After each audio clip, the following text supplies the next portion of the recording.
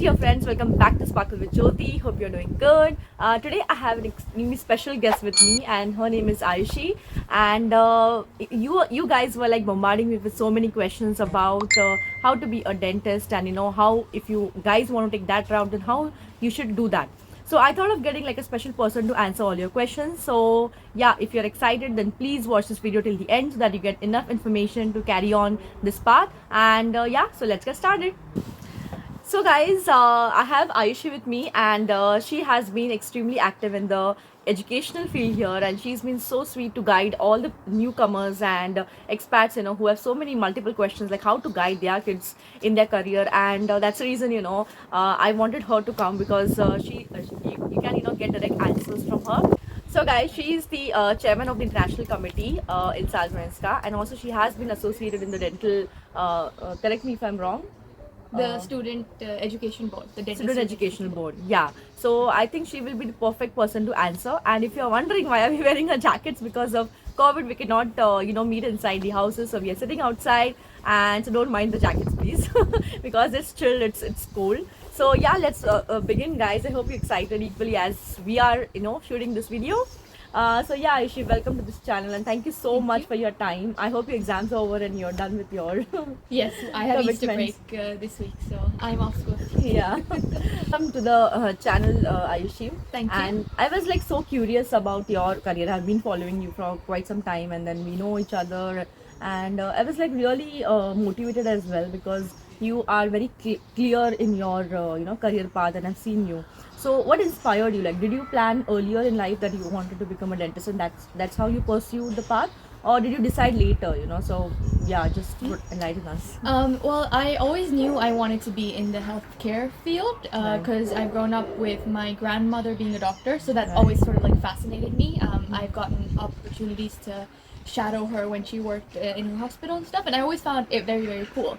So I knew I wanted to work something related to that at least. And then when I was in high school, I applied for different things. I applied for medicine, I applied for dentistry. And when I got into dentistry, I decided to give it a try, see if I like it. And then if I don't, I can pursue something else maybe.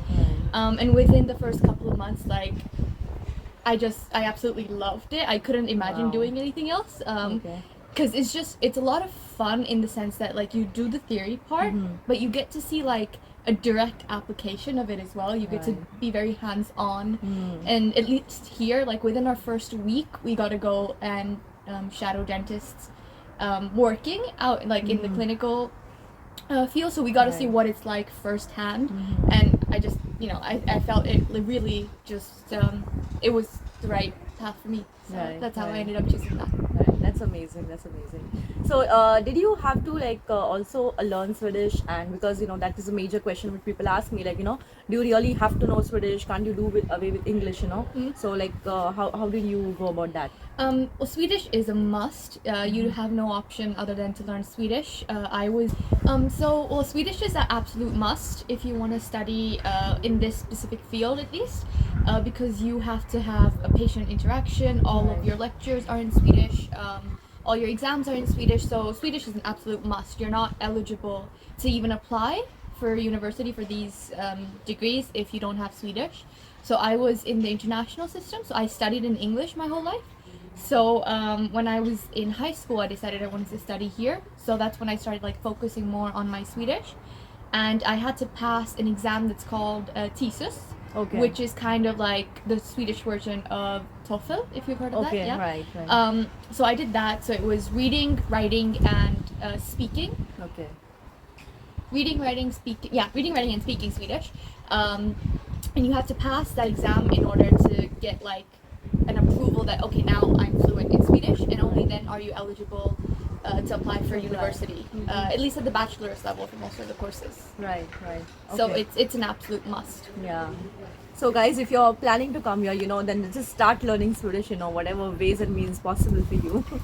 So, and like how is the duration of the entire degree, like 3 years? No, it's 5 years. Oh wow. Yeah. Okay. So it's a long degree. Yeah. Specifically in Gothenburg University, it's actually a combined bachelor's and master's. Mm-hmm. So when I graduate, I have 2.5 years left now. So when I graduate, I'll have a master's in dental surgery, which is really Okay. nice. There are other universities in Sweden where you get a bachelor's after 5 years. So it varies depending on where you choose. Okay, okay. So you mean like within Sweden as well, the rules are different, like if you go to Yes. different universities? Yes, it's completely different. The way they teach is different. When they teach certain things, so something that I learned in my second semester, someone else might be learning in their fourth. Some is more theoretical based. Some have a lot more focus on like case studies and patient. So it's Right. completely different. So even when you're choosing a degree, like you need to know which university you're applying to and what method they use to teach that. So you can find out what works best for you. Okay. So for example, Gothenburg University is a little bit more traditional. So we Okay. have the traditional lectures, then you have seminars where you discuss what you've learned in your lectures. You have your normal written exams, you have practical exams, you have oral exams, that sort of path. And you have a lot more theory in the beginning, and then you get more patient-based later. So we've had a couple of patients so far, but like Okay. regular patients will be starting later this semester. Okay. Whereas, for example, if you take Malmö, Mm-hmm. they have a different system altogether where everything they learn is based on like patient cases, case studies. Okay. So it's a lot more self-studying. You're kind of given a concept and you have to find your way through it, Right. which is great if you're that kind of a person. But like I like to have a little bit more of a structure. So Gothenburg University was the better choice for me. So you need to know what you're applying to and what works for you. Right. That's so true. So guys, I hope you are understanding, so far. And the thing, totally what I'm saying about is applicable in Sweden, in Gothenburg specifically, because we live here and she's studying here. But of course, as she said, it differs. So do your research, and email the universities and check the facts and what is beneficial for you, right? So also a lot of you guys were asking me like, that what is the basic understanding, because how we have in India, it differs what we have here. Like, you have to do first to 10 standard, and then we have our degree, like, and then we have our masters. So we have to here it doesn't work that way. So we'll check with her, like, how it goes. So yeah, she can just enlighten us with that. Sure. It's very similar to India or anywhere else. There's slight differences. The only difference is here you have from grade 1 to grade 9, Okay. which is like your school. Then you have grade 10, 11, and 12, which Okay. counts as high school. And then you have your bachelor's, and then you have your master's. And then Okay. your bachelor's and master's, the length of it depends on what you're doing. So like engineering is 3 years for a bachelor's, Right. 5 years for a master's. Medicine is 5.5 years for a bachelor's. So it depends on what you're doing, but it's the basic setup. So schooling until grade 9, high school 10 to 12, and then university. Okay, so university is usually 5 years. On an average, a bachelor's usually around 3. If you do a master's, usually 5. Okay. Yeah. And so yeah, I was just curious, like, what is like the fee structure, and like how does it work? Like, do you have to pay the entire amount at once, or you like have like pay like yearly basis? I don't pay any fees. Right. So I'm a Swedish citizen. So if you're a Swedish citizen or if you have a Swedish PR, you don't have to pay anything for university, Okay. which is a really great advantage. And if you're an international student, I think the fees can be around 100,000 crowns, Right. give or take. Right. Depends on what you apply for and how long it is, etc. But I think it's better if you like check the details for that Yeah, with sure. individual courses. So I will definitely mention the details and whatever we are talking about, information in the description box. So do check it out. If you have any specific questions, you can of course email me, and DM me on Instagram, and I'll be happy to answer all your questions. So Aishi, so far it has been so informative. Even I have no idea because I never studied here, so I do not have this information at all. So like, how about the non-academic side? Like how does it is different, and how it is like in your Well, it's a very big part of university life here. There's so many things you can do apart from the actual academic part. There are multiple different committees. You have for example, the international committee, which I'm the chairperson of, where Right. we deal with all the new international students that come in and organize events for them. Okay. You have the sports committee, so if you really like sports, you can go find other people who enjoy playing sports. You know, they have games, tournaments, they go skiing, all sorts of stuff. They have committees for cooking and baking, they have a radio talk show, podcast, loads of stuff. So it's a really good way. And the best part is for at least Gothenburg University, all of these committees are for the healthcare faculty. So it's all the students who are studying anything related to healthcare. So you have Okay. medicine, nursing, audiology, dietitians, dentists, everything. So you get Okay. to meet people from outside just your field as well, which is a lot of fun because Right. you get to learn about what they're doing and you know what Yes. they're learning.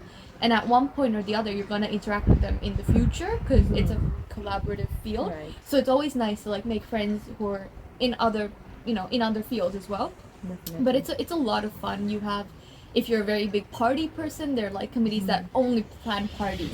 So there's, Okay. you can literally choose anything that you're interested in. Find people who are interested in the same thing and really have a lot of fun. Yeah. And it makes university very enjoyable as well because Right. the academics, like it's fun when you're learning something you're interested in, of course, but after one point you also get tired of only studying. So Yeah, you need true. to find some sort of outlet, something where you can have fun. Right. Of course, a lot of it is impacted now with COVID, so Yeah. we're limited to what we can do. But before COVID, it was a lot of fun. Yeah. And it's always good to have stuff like this on your CV later, because then you can show Right. leadership qualities, you can show teamwork. Yeah. So course. there's so much you can do. Yeah. Yeah. And so now you have like online classes, or you have like physical classes in university? All inside? of our lectures are online, so that's completely online. We have seminars, some of which we have online, some of which are in university. Okay. And all of our practical, clinical, patient work, that's all in person. So right now I'm Okay. going to university maybe once or twice a week at Okay. least. And then for exams, we've had some of them online and some of them in person. So Okay. the university gets like special permission to get some exams in person because it's like a requirement that they would like to see Right. that you have that information. Right. So some of the times I had an exam last week where I had to go into the exam hall. So it's Okay. a mix of Mix both. and match right now. Yeah. Yeah, understand. I have another question. Like usually, back in India, we have like campus placements where companies come to the campus and they hire. Does that happen here as well? Like in your university? It does happen for us. We have a job fair that happens every Okay. year, where different companies and different like the government dental associations, I guess, they all come and set up booths, and then Okay. they advertise themselves and like what working there would entail. So you can go and talk to all sorts of different companies and understand Right. what it is to work there, and then you also can set up interviews with them. So they're like short interviews, but you can go and Okay. talk to them one-on-one, and this is great for people who are in their younger semesters, because you can get summer jobs through that process. And then if you're in your last year or so, it can also be used as a way to actually get a job. Right. But it's a great way to connect with people who are actually working there. So you can meet like even the administration from those companies. Okay. Sometimes it's actual dentists who work there, so you can kind of get to talk to them and see what path they took, what they like about working there. So you get to hear loads of different perspectives. Right. That is really they provide basically like everything, like so you don't have to work anything on your own. So It's you a do lot have of like a lot of support. help and support. Yeah, you have a lot of Yeah. support in terms of a lot of things. Apart from this, if you have learning disabilities or Okay. you need any extra help, there's so many resources available at the university. People who have, for example, dyslexia, they get extra time on their exam. So you can get everything accommodated for you to make your life easier. Right. So they have a lot of help and a lot of support. It's really great. Yeah, that's really amazing. And just like my second last question is like, what kind of salaries can you expect? Because that is like the factor which we all want, right? At the end of studying so hard. So like, what do you feel like? Do you have any idea about that? Like, what are the like average range? Of course, it varies very much based on where you're working, what level you're working at. But I think a starting average is somewhere in 30,000 range, and then the more experience you have, the higher it gets, if you specialize, it becomes better. Right. And then depending on if you're working in a big city or a small town, it can vary. So it is, Right. it's very broad spectrum, Right. but a very basic starting is somewhere in the 30s, I would say. Right, right. Yeah. So you can work for private clinics also, like Yes. and you can set up your own clinic as well. Like? Yeah, you're completely free to do all of Okay. that. Yeah. That's good. That's good to know. Yeah. So my last question is like, do you have any message, for the students out there who are planning this to go in this field, or like what do you think? Like if they are planning to come here in Sweden and if they want to pursue like dentistry or medicine, then what they should do? Well, I think it's a great field to pursue. Obviously, that might be a little biased, but I think it's a lot of fun. And if you want to pursue this field in Sweden, the most important thing is learning Swedish. That's, apart from everything else, that is like the one thing you definitely need. And you need to be like comfortable enough to not only, because it's not only just like, now I can speak Swedish, I'm fine. Like, you need to understand what your professors are saying to you. You need to be able to talk to your patients in Swedish. Right. Your patients can be from wherever in Sweden, so you need to be able to deal with the different dialects. You know, Yeah. it's all sorts of stuff. Research papers. It's not just like very basic communication Swedish. You need a certain level of Swedish. So the earlier you start focusing on that, the better you can get at it. So that's your like one main priority, Swedish. Yeah. You cannot escape Swedish, if you want to live in Sweden. No, not at all. Yeah. So thank you so much, Aishi. It was really informative. And guys, if you have any question, you can just email me at sparklewithjyoti@gmail.com, or you can even DM me directly. That is faster if it's urgent for you. So you can DM me on Jyoti Sparkle on Instagram, and even if I don't know the answer, I can just find it out and let you know. So thank you so much guys for watching, and I hope you like this video. So do not forget to like, subscribe, comment and share, and I'll see you in my next video. Still then, stay positive and stay